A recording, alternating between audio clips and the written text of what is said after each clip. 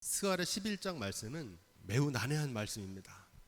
이 말씀을 온전하게 이해하기 위해서는 전체적인 맥락을 봐야 되고 전후 문맥을 살펴봐야 됩니다. 하나님께서는 죄로 죽을 수밖에 없는 운명에 놓인 잡힐 양떼를 먹이는 사명을 스가랴에게 맡기셨습니다. 그리고 스가랴뿐만 아니라 수많은 선한 목자들을 끊임없이 보내셨습니다. 모세도 보내고 다윗도 보내고 수많은 예언자들을 보내고 마침내 그 아들 예수 그리스도를 선한 목자로 보내주신 줄로 믿습니다. 그 선한 목자는 막대기로 양떼를 이끌었다고 그러는데 어떤 막대입니까? 하나는 은총이라고 쓰고 하나는 연락이라고 쓴 막대로 그 양떼들을 먹이고 이끌었습니다. 불행하게도 보내신 그 목자들의 사역의 결과는 성공이 아니라 실패였습니다. 실패의 원인은 하나님의 사랑이 부족하거나 목자들이 능력이 부족해서가 아니고 양떼들의 완악함과 완고함으로 인한 구제불능이었습니다. 이스라엘 나라가 멸망하고 성전이 파괴됐던 원인은 목자가 양떼를 버린 게 아니고 양떼가 목자를 저버렸기 때문입니다. 하나님이 택하신 백성들을 버리신 게 아닙니다.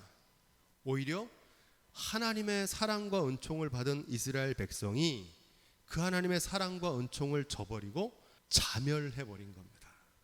한마디로 이스라엘의 멸망은 자업자득이다.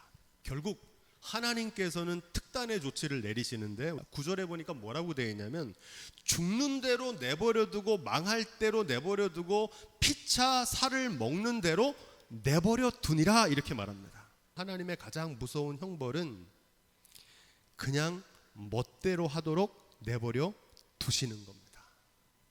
로마서 1장 21절로 24절에 보면 그러므로 하나님께서 저희를 마음의 정욕대로 더러움에 내어버려 두사 저희 몸을 서로 욕되게 하셨으니 이렇게 말합니다. 택하신 양떼를 내버려 두신 이유는 방치하거나 방관하는 게 아니고 방종하고 방탕하게 삶의 끝이 어떤지를 직접 본인이 체험하고 말이 아니라 삶으로 깨닫고 돌이키라고 두 번째 기회를 주신 줄로 믿습니다.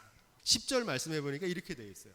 이에 은총이라 하는 막대기를 취하여 잘랐으니 이는 모든 백성과 세운 언약을 폐하려 하였습니다. 하나님께서 깨고 싶어서 깨뜨린 게 아니라 계약 위반에 따른 언약의 파기입니다. 양떼를 죽이려는 게 아니고 무슨 수를 써서라도 양떼를 살려내기 위한 하나님의 극약 처방입니다. 극약 처방. 심판 속에 숨겨진 하나님의 본심, 하나님의 심판과 징계는 우리의 배신에도 불구하고 또다시 기회를 주시는 변함없는 하나님의 사랑과 긍휼인 줄로 믿습니다. 고난에는 두 가지 의미가 있습니다. 의를 위한 핍박의 고난이 있고 죄로 인한 징계로 받는 고난이 있습니다. 의를 위한 핍박이면 어떻게 해야 됩니까? 믿음으로 인내해야 됩니다. 그런데 죄로 인한 징계면 어떻게 해야 됩니까? 빨리 회개하고 속히 하나님께로 돌이켜야 될 줄로 믿습니다. 왜 이게 중요하냐면 진단이 정확해야 처방이 정확하게 나옵니다. 지금 우리가 받고 있는 이 재난, 의를 위한 핍박일까요? 죄로 인한 징계일까요? 그런 맥락에서 12절 목자가 양떼를 포기할 수밖에 없었던 이유, 곧 언약이 파기된 원인을 추가적으로 하나 더 증거하고 있습니다. 메시지 성경에 이렇게 되어 있습니다. 내가 그들에게 나에 대한 적절한 삭슬 알아서 쳐달라고 말했다. 그들은 은 30개를 나에게 주었는데 모욕적일 만큼 적은 액수였다. 이렇게 번역합니다. 은 30세겔은 구약시대에 종 하나를 사는데 필요한 몸값에 해당하는 적은 돈입니다. 오늘 이 말씀을 결론부터 말하면 양떼가 목자를 존귀하게 여기지 않은 겁니다. 업신여긴 겁니다. 멸시한 겁니다. 목자를 업신여긴 이유는 목자를 보내신 하나님을 멸시했기 때문입니다. 이게 중요합니다. 그래서 목자가 그들을 버린 게 아니고 양떼가 목자를 업신 여긴 겁니다. 13절 메시지 성경에 이렇게 쉽게 번역해 놨어요. 하나님께서 내게 말씀하셨다.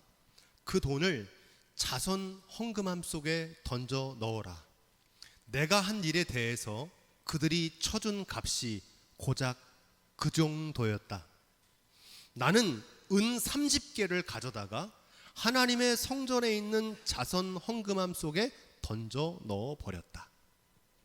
준가라고 하는 단어가 나오는데, 이 단어는 요즘에 잘 안 쓰는 단어인데 상응하는 가격입니다. 어떤 물건을 살 때 그에 맞는 가격이 있잖아요. 걸맞는 가격. 충분한 대가를 뜻합니다. 준가. 더 중요한 의미는 보배롭고 고귀한 가치라는 뜻입니다. 목자의 가치, 그 목자의 가치를 은 30이라고 여겼다고? 그 목자를 보낸 하나님이 그거 던져버리라는 겁니다. 그거 받지 말라는 거예요. 하나님의 은혜 값을 매길 수 있습니까? 없습니까? 없어요. 하나님이 우리를 향한 사랑은 값을 매길 수 없는 은혜인 줄로 믿습니다. 그런데 그 은혜를 받고도 하찮게 여겼다는 말입니다. 누가? 양떼들이. 그래서 목자를 멸시하고 하찮게 여기고 죽였습니다. 이사야는 어떻게 했습니까?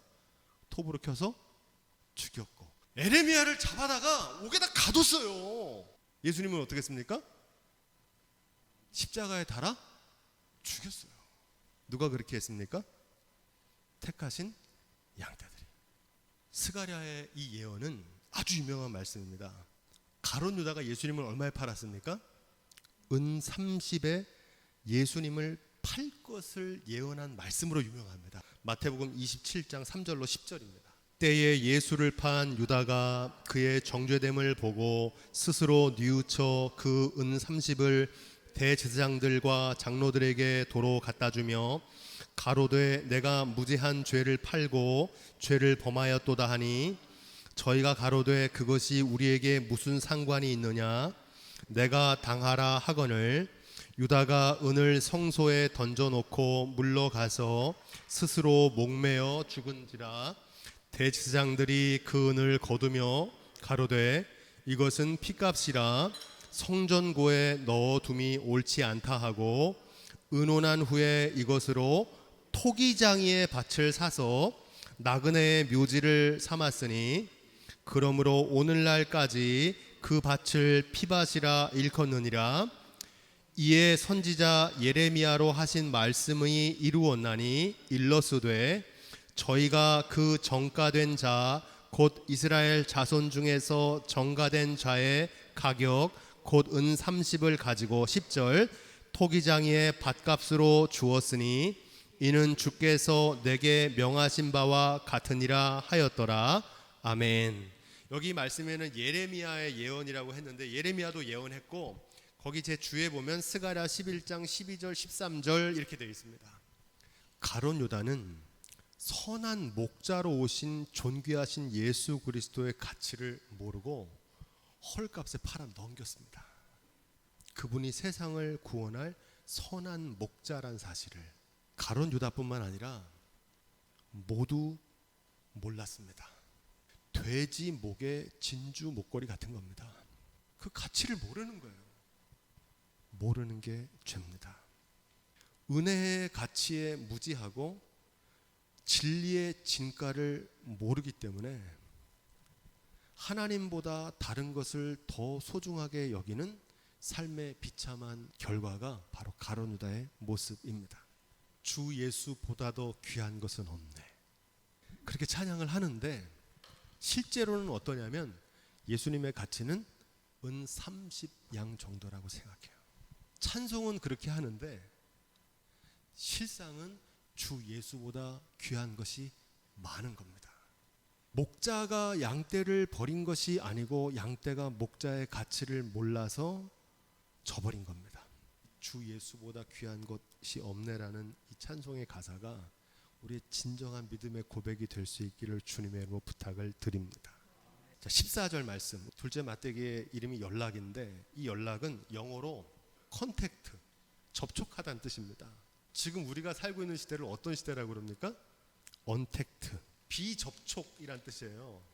연락이라는 둘째 막대기를 잘랐다는 말은 목자와 양이 서로 교통하는 언약이 파괴됐다는 사실을 증거하고 있습니다.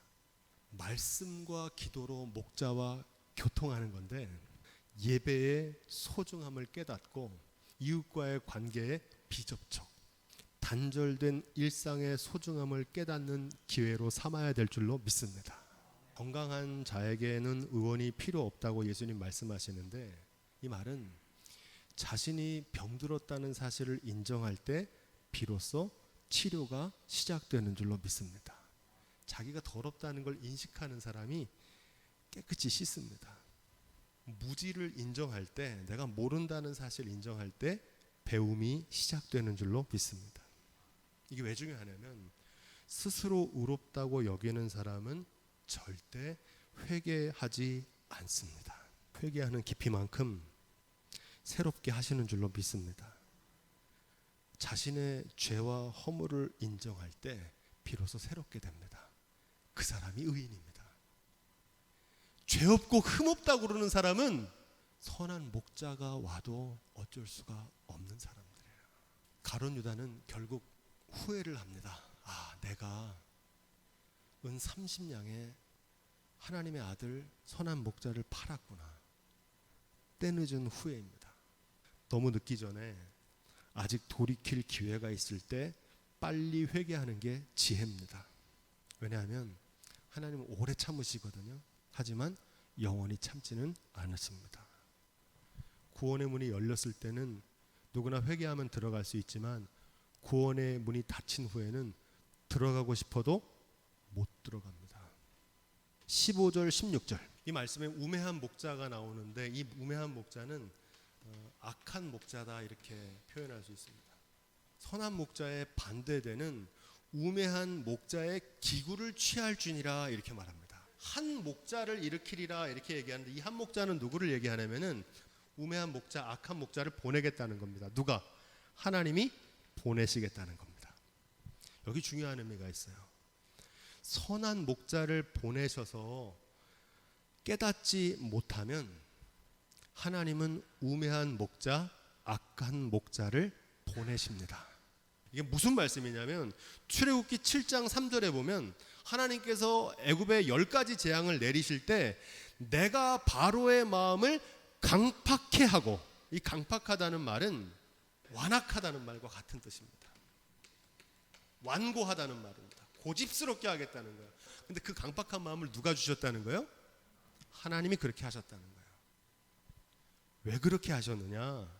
하나님 하시는 일을 대적하는 거예요. 대적하니까 어떡합니까? 하나님께서 더 큰 권능을 내리시잖아요. 그래서 이스라엘 백성들이 그걸 보면서 하나님이 진짜 하나님이구나. 오히려 바로의 강팍함으로 하나님이 하시는 일이 뚜렷하게 증거되었다는 사실입니다. 바로도 하나님께 쓰임 받았어요. 뭘로 쓰임 받았습니까? 악역으로 다 쓰임 받아요. 그런데 하나님의 선한 일꾼으로 쓰임 받는 사람이 있는가 반면에 어떤 사람은 악한 목자로 쓰임 받습니다. 우매하다는 것은 어리석다는 뜻인데 뭐가 어리석은 거냐면 위임받은 왕권이란 사실을 모르는 게 어리석은 겁니다. 선한 목자는 왜 선한 목자냐면 이 양은 내 양이 아니고 하나님께 맡기신 양이라는 사실을 알기 때문에 그 맡기신 분에게 순종합니다.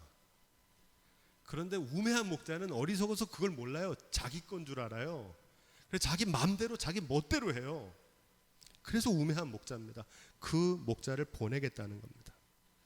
우매한 목자의 기구를 취한다고 그러는데 선한 목자는 은총과 연락의 막대기로 인도합니다. 그때 깨닫지 못하면 악한 목자를 세워서 고난과 징계의 막대기를 통해서라도 깨닫게 하십니다. 사무엘하 7장 14절 저가 만일 죄를 범하며 내가 사람 막대기와 인생 채찍으로 징계하려니와 뭘로 징계한다고 그래요? 사람 막대기와 인생 채찍으로 징계한다는 겁니다. 그전에는 뭘로 하셨어요? 선한 목자는 은총과 연락으로 했잖아요. 그런데 그 말을 들었습니까? 안 들었습니까? 안 듣고 자기 말대로 하고 멸시하니까 악한 목자를 보내는 거예요. 근데 그 목자는 뭘로 다스립니까? 채찍으로 다스리는 거예요. 바벨론 제국이 이스라엘 나라와 예루살렘 성전을 파괴했는데 바벨론 제국은 타락한 이스라엘 나라를 징계하시는 하나님의 회초리인 줄로 믿습니다. 지금 우리가 코로나19 재난을 겪고 있는데 이 재난은 하늘 높은 줄 모르고 오만하던 인류를 징계하시는 하나님의 회초리입니다. 왜 징계하시느냐? 하나님께서 새롭게 하고 계시는 거고 깨끗게 하시는 것이고 치료하고 계신 줄로 믿습니다. 대부분 사람이 이걸 모릅니다. 이게 하나님의 징계라는 사실을 몰라요. 16절 하반부에 이렇게 되어 있습니다. 우매한 목자의 악행인데 제가 쭉 읽어드릴게요. 그가 없어진 자를 마음에 두지 아니하며 흩어진 자를 찾지 아니하며 상한 자를 찾지 아니하며 상한 자를 고치지 아니하며 강건한 자를 먹이지 아니하고 오히려 살진 자의 고기를 먹으며 그 굽을 찢으니라. 아멘. 우매한 목자가 벌이는 악행, 만행입니다. 제일 무서운 얘기는 그 굽을 찢겠다는 거는 아킬레스건이거든요. 말을 안 들으니까 양의 아킬레스건을 끊어버리는 겁니다. 그렇게 무섭게 돌보는 악한 목자가 있다는 거예요. 지금 전 세계 가장 큰 이슈가 아프가니스탄 난민 얘기 들으셨죠? 미군이 철수하면 누가 다스립니까? 탈레반이 다스리잖아요. 선한 목자가 떠나면 악한 목자가 다스립니다. 하나님을 왕으로 섬기며 선한 목자 되신 주님을 따르면 정의와 진리, 사랑과 평화가 다스릴 줄로 믿습니다. 그러나 하나님의 통치가 떠나면 다른 것이 왕노릇하고 악한 목자가 다스립니다. 바로 왕을 섬기면 평생 벽돌 빚어 피라미드 쌓는 바로의 노예로 살듯이 물질을 섬기면 물질이 다스립니다. 부동산을 섬기면 평생 부동산의 노예로 삽니다. 성공과 명예를 섬기면 성공과 명예의 노예로 삽니다. 시간과 재능, 물질과 에너지로 무엇을 섬기고 무엇에 이끌려 사는지에 따라 우리의 삶이 결정됩니다. 하나님을 섬기며 사는 삶이 될 수 있기를 주님으로 축원드립니다. 하나님을 섬기면 그 말씀이 나의 삶에 이루어져요. 그래서 정의와 사랑과 은혜와 감사와 평강이 다스리는 삶이 될 줄로 믿습니다. 누구를 섬기느냐에 따라 결정되는 겁니다. 어거스틴 한 분은 어둠은 빛의 부재다 이렇게 얘기합니다. 이 부재란 말은 존재하지 않는다는 뜻이거든요. 존재하지 않는다. 부재. 이렇게 말했는데 이게 무슨 얘기냐면 어둠이라는 것은 실제로 있는 게 아니고 빛이 없는 상태가 어둠이라는 겁니다. 이 말은 빛이 오면 어둠은 어떻게 됩니까? 사라진다는 거예요. 원래 어둠은 존재하는 게 아니라 빛이 없는 게 어둠이니까. 여기 중요한 통찰이 있는데 불평은 감사가 없는 게 불평입니다. 감사하면 불평은 어떻게 될까요? 사라집니다. 불평하면 감사는 어떻게 됩니까? 사라져요. 선한 목자가 다스리면 선한 통치가 이루어지고 악한 목자가 오면 선한 목자가 떠나면 악한 목자가 오게 돼 있다는 거예요. 염려는 기도 없음이 염려입니다. 그래서 기도하면 염려는 사라집니다. 하지만 기도하지 않으면 어떻게 됩니까? 염려가 넘쳐나요. 두려움은 믿음 없음입니다. 믿음이 있으면은 담대하지만 믿음이 없으면 두려움과 불안이 찾아옵니다. 그래서 어떤 일을 만날 때 두려워하는 사람들은 뭐가 없는 거예요? 믿음이 없는 거예요. 믿음이 있는 사람은 담대합니다. 할렐루야. 이게 영적인 원리인데 사도 바울이 이걸 뭐라고 얘기하냐면 육체의 소욕과 성령의 소욕은 반비례한다 이렇게 말합니다. 갈라디아서 5장 17절 말씀인데 육체의 소욕은 성령을 거스리고 성령의 소욕은 육체를 거스리나니 이 둘이 서로 대적함으로 너희의 원하는 것을 하지 못하게 하려 함이라. 미군이 떠나면 탈레반이 다스리고, 선한 목자가 떠나면 악한 목자가 다스리게 돼 있고, 빛이 사라지면 어둠이 다스리고, 감사가 없어지면 불평이 다스리게 돼 있고, 기도하지 않으면 염려가 넘쳐요. 믿음이 약해지면 두려움과 불안 속에 살 수밖에 없다는 겁니다. 그럼 어떻게 성령 충만하며 살 수 있는가? 갈라디아서 5장 16절은 이렇게 말합니다. 내가 이르노니, 따라해 보겠습니다. 너희는 성령을 쫓아 행하라. 그리하면 육체의 욕심을 이루지 아니하리라. 아멘. 감사하고 기도하고 믿음으로 살면 빛 가운데 거하게 되는 줄로 믿습니다. 하나님이 다스려요. 이 영적인 원리를 오늘 말씀이 증거하고 있는 겁니다. 마지막 17절입니다. 화 있을진저 양떼를 버린 목된 목자여, 칼이 그 팔에 우편에 눈에 임하리니 그 팔이 아주 마르고 그 우편 눈이 아주 어두우리라. 아멘. 우리가 성경을 전체로 쭉 묵상해 보면 하나님은 축복과 구원만 주시는 게 아니라 저주와 심판도 내리시는 줄로 믿습니다. 즐겨 순종하면 땅의 소산을 먹지만 거역하여 배반하면 칼에 삼키웁니다. 축복과 저주의 양면성이 있어요. 목적은 동일합니다. 회개하게 하기 위함입니다. 심판도 구원도 목적은 하나예요. 회개입니다. 깨닫고 돌아오길 원하십니다. 그래서 때리시지만 돌이켜 회개할 때 어루만지시고 다시 회복시키시는 줄로 믿습니다. 이 말씀은 뭐냐면, 우리가 전심으로 회개하면 악한 목자, 우매한 목자, 양떼를 버린 목자들을 하나님께서 쫓아내버리시겠다는 겁니다. 다시 회복시키겠다는 겁니다. 여러분, 지금 우리가 살고 있는 이 시대는 악하고 우매한 목자가 다스리는 시대입니다. 물질 만능주의, 코로나19라고 하는 전대미문의 재난이 왕관을 쓰고 불안과 공포, 염려와 불평 속에 살아가게 합니다. 그 속에서 어떻게 하면 감사와 기쁨, 믿음으로 빛 가운데 살아갈 수 있을까? 그 회복의 길은 하나님께 돌아가는 회개밖에 없는 줄로 믿습니다. 다른 길은 없어요.